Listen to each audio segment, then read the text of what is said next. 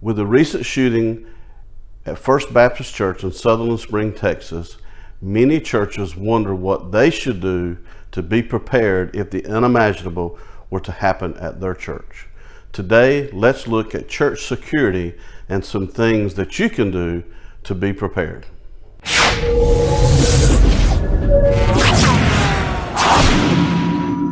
Hi, this is Wayne Norris with Revitalized Church Coaching.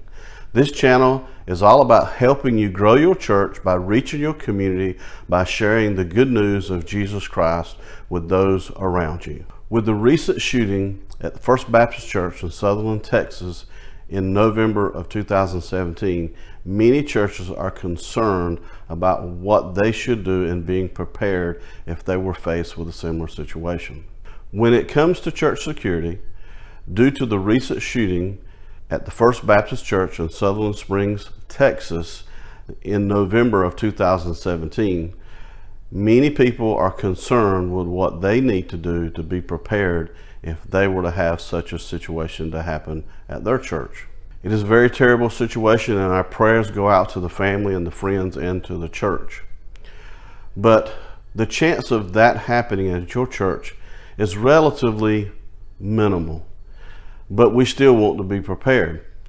But unfortunately, there are other emergencies that are more likely to occur at your church, such as medical emergencies, fires, child safety issues, and maybe even theft, that we should also be concerned as well.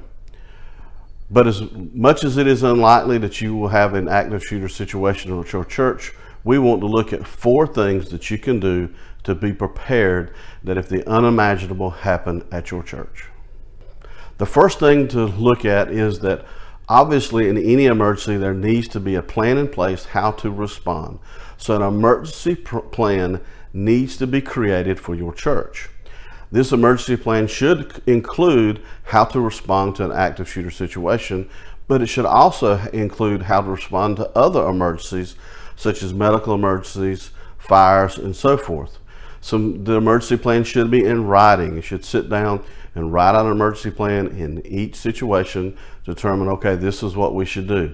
It should identify emergency exits, where safety equipment is located, such as first aid, fire extinguisher, AEDs. Also, you should ensure that all your staff, volunteers, paid staff, anyone that's willing to help during an emergency, which most likely that's going to be most people in your church, know where the emergency plan is located.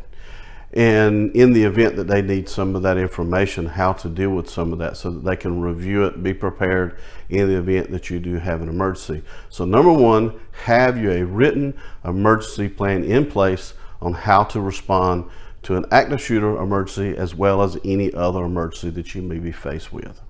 With active shooter situations, many people think, well, we just need to have people carry guns, bring them to church, and then they'll be prepared if someone walks in their church with a gun. But unfortunately, this is not necessarily the best route to go. We should have a security team in our church to deal with issues related to security. Now, who should be in the security team? It may be included a law enforcement officer that may attend to your church or someone experienced in law enforcement. You may even need to hire an outside police officer to come and provide security. And that would be the key people that would carry a weapon in the event of an active shooter. But beyond that, you also need other staff that are on your security team to deal with the other emergencies that we've talked about, as well as to identify any problems or issues that they may see.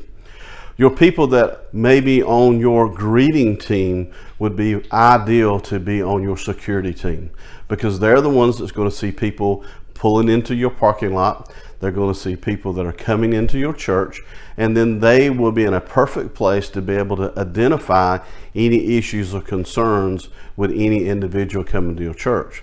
As much as we want our church to be a welcoming environment and open to anyone that wants to come in, we still need to be prepared and have people in place to identify any problems or concerns that relate to security or emergencies in your church. That security team that you have in place, you want to make sure that they're adequately trained. That means that Some should be trained in first aid, CPR, as well as if you have law enforcement involved, they're going to already have training in relation to carrying a weapon. So I wouldn't just have anybody carrying a weapon in a church. So you want to ensure that it's someone that's able to do so in such a way that they know the laws and the rules and when they can shoot, when they can't shoot, what they can do, what they can't do. And ideally, a person experienced in law enforcement or a police officer will be the ideal person for that kind of situation. You have to realize as a church, you're liable for anyone that is doing something on behalf of your church. So if you allow just anyone to carry a weapon and they make a bad call to try to shoot an intruder and it in turn shoots an innocent bystander, then you as a church may be liable for that situation. So you want to be concerned with that. Next area to be concerned with is church access. There's two areas that you should be concerned with: access to the church during your normal worship service and access to the church during office hours. Now, during worship service, you want your church to be inviting so people can come into your church and participate. But you still want to control the entrance into the church and where people go. So you want to have signage in your parking lot directing people to the main entrance or the whatever entrance that you're using, whether it be a children's ministry entrance, your main lobby, so that people will know where to go. But if you have an entrance that is not used for an entrance where people can come into your church, then that should be locked and only be used as an exit point in the event of an emergency. And then this will control the flow of traffic, so people will come into the entry points where you have security teams set up to monitor people coming in for any problems or any issues. The other time would be during the normal business hours of the church, where you may have a pastor, associate pastor, or secretary in the church and minimal people there. During that time, I would recommend you to keep the church locked down. That way no one can come in that you were not aware of, but also along with that, have an electronic system in place that maybe it be video surveillance, maybe it be a security system where you can buzz people in that you want to allow to come in, so that there's a control of entrance in the church, so that you don't have to worry about someone coming in and you not be aware that they are there. Last thing to consider is training. Now, I know I talked about training as far as it relates to your security team, but you should have training not only for your security team, but also for your staff, volunteers, anyone that is participating in the church in any kind of leadership role.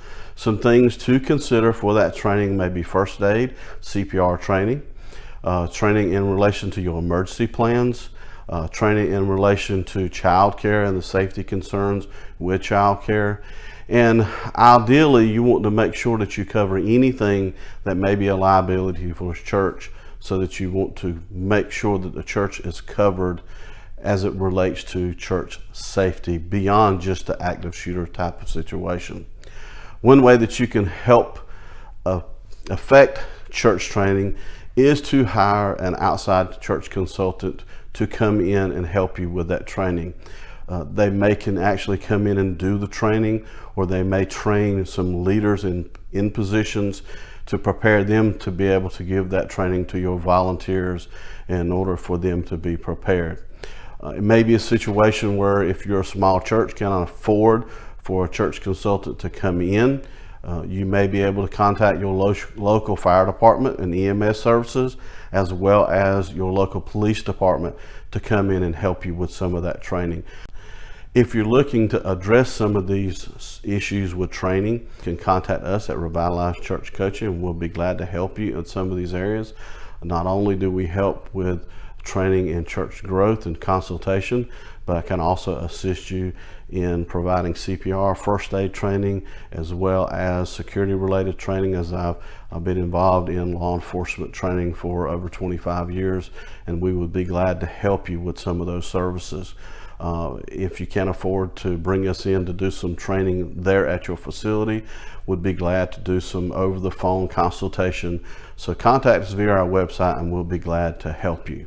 If this is your first time, subscribe to our channel, as we will be putting out future videos about church growth and revitalization, as well as other training videos for your church.